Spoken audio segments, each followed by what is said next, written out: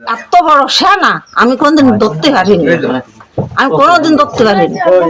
সে ছেলের বউ এত বড় শেখ না, সে এত কথা জানে, তার কোথায় যে কেউ ইয়ে নিতে পারবে না। সত্যি মিথ্যে, আর মিথ্যে না এতে একটু সত্যি। এই কাজ তার ওই সুমনের সাথে করেছে, তার সাথে খারাপ হয়েছে, খারাপ হয়ে সুমনের সাথে চলে যাবে ঢাকায়। তা ওই ডিকাটিনে আছে, আপনারা ডিকাটিন শুনলে শুনতে পারে।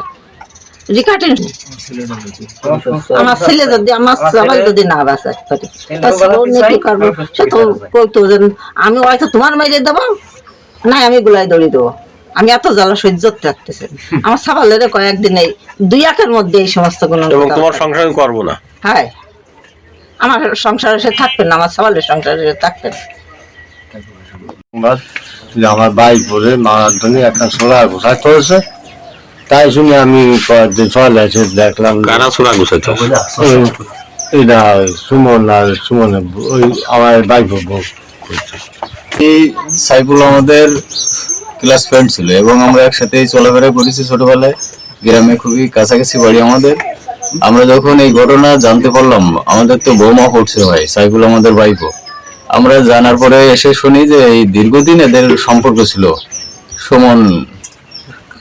সুমনের সাথে এবং সাইফুলের ওয়াইফের সাথে, ডেকে এগুলো শুনলাম ঘটনাস্থলে এসে।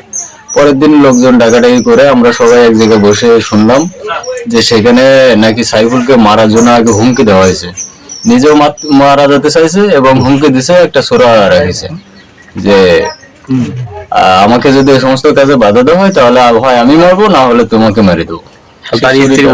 হ্যাঁ, এগুলো নাকি কথাবার্তা বলেছে। আলোচনায় আমরা সেখানে মজলিসে বসে সবার সাথে কথাবার্তা দেখলাম এবং শুনলাম যে সে অনেকদিন ধরে সম্পর্ক চলে আসতেছে।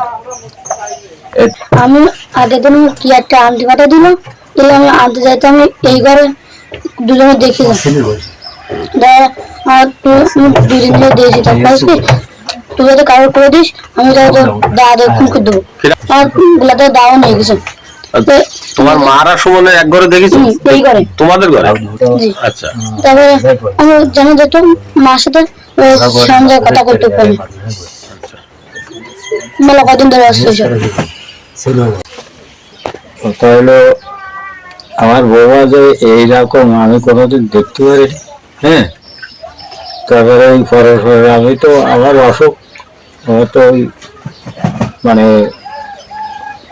হার্টের সমস্যা, কারণ আমি ওই কয়রা যাই, এনে যাই, ওখানে যাই, যাতে যাতে আমি ওই দেখি শুনি যে এই ঘটনা খারাপ, সুমনের সাথে খারাপ।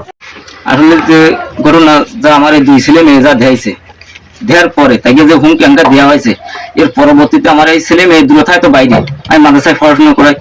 এর পরবর্তীতে যদি কোনো প্রকার আমার 2 ছেলে মেয়ে ক্ষয়ক্ষতি হয়, এর সব দায়ভার সুমন এবং সুমনের বাপ।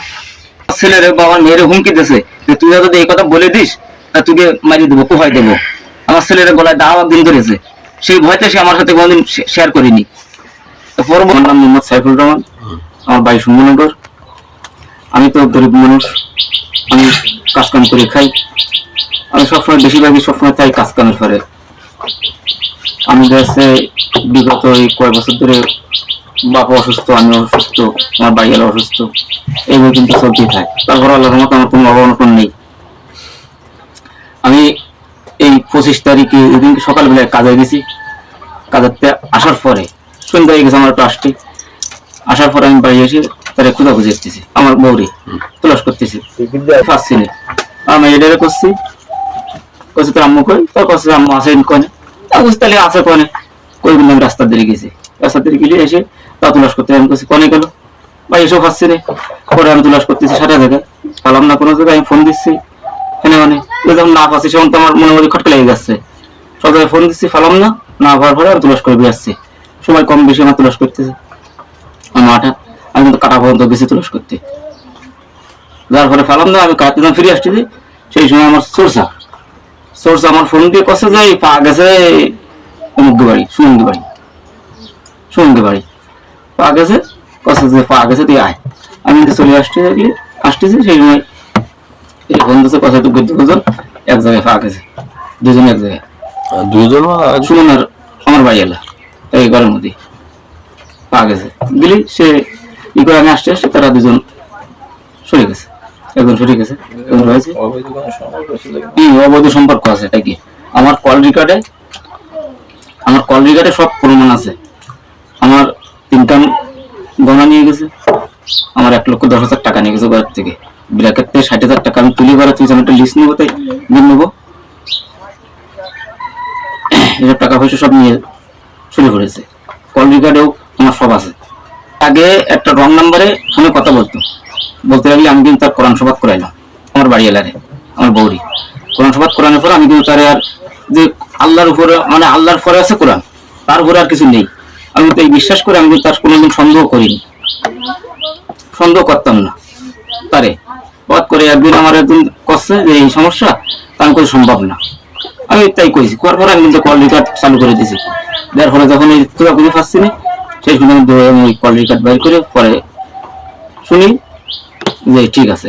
পরে আমার সাবাল কালকে আমারও বলতেছে যাবো, আমিও জানি, কিন্তু আমার যে ভয় বিদ্যেছে আমি ভয়তে আমি বলতে পারিনি।